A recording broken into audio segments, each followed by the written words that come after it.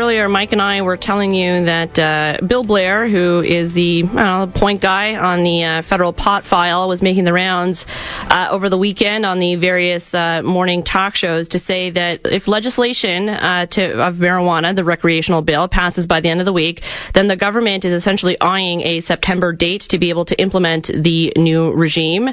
That's all well and good. It does go a little bit in contrast to what they were originally saying, which was by the summer. Ultimately, though, the bill is also essentially in a bit of a state of legislative limbo. The House of Commons rose early on Friday after a 12-hour voting marathon. The Senate had proposed a bunch of changes. The government has accepted at least a slew of those changes, but it is respectfully disagreeing with over a dozen of them, which include some amendments that would have given provinces and territories the power to ban things like homegrown marijuana, with Quebec and Manitoba coming out perhaps most forcefully against that. Want to now, though, talk about it a little bit more in depth. So we go to Raf Souccar, who's the CEO of Aleafia Health and the former Deputy Commissioner of the RCMP, who's also appointed to the Trudeau government task force on legalization. Raf, good morning.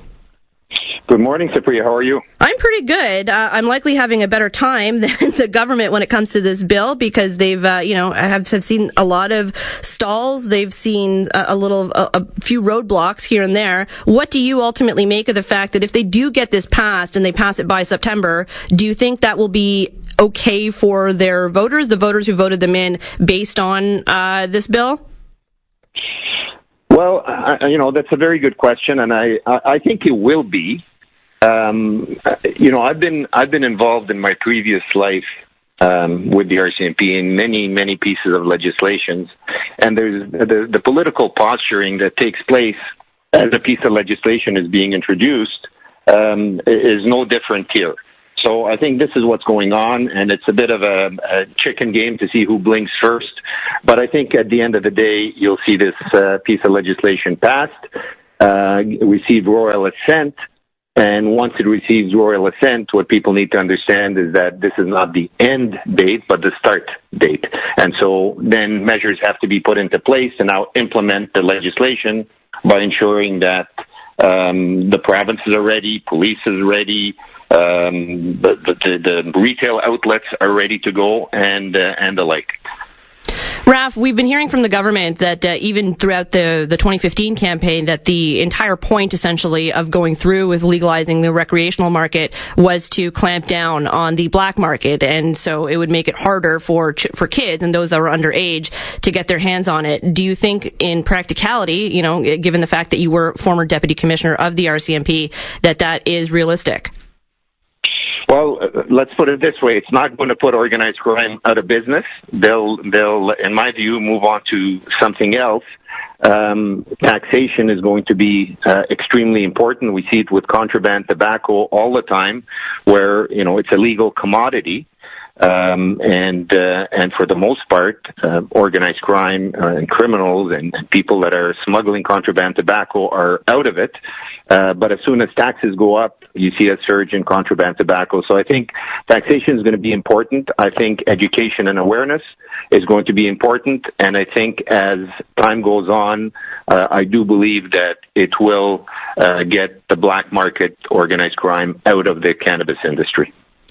And Raf, what do you make of some of the criticism that's been leveled at the government from their more progressive voting demographic, which is to say that there isn't any room for amnesty for those that already have been charged under the old regime, that perhaps those that were charged should be either given conditional pardons or the like, so that they're allowed to either enter into the recreational market as business people or just even do simple things like cross the border?